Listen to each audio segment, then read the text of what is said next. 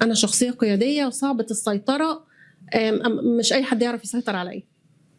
ويمكن أسامة كان عارف كده عشان كده هو من البداية فرض شخصيته. وفضلنا في فترة كبيرة جدًا في نزاع اللي هو عارف زي ما نكون كنا بنتنازع مثلًا مين هيسيطر. وطبعًا الشخصية القوية المسيطرة اللي صعب السيطرة عليها لمّا بتتجوز وتلاقي إن هي اللي مسيطرة ما بترتاحش. صح.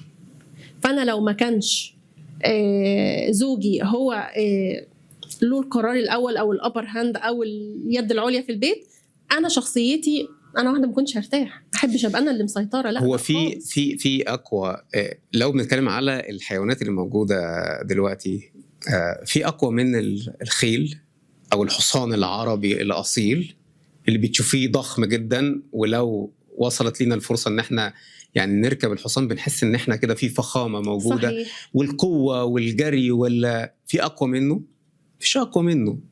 ولكن لما المدرب بتاعه بيروضه بالقوة ولا بيروضه باللين؟ اسمها ترويض. بالضبط، باللين. باللين. باللين. صحيح. بالضبط.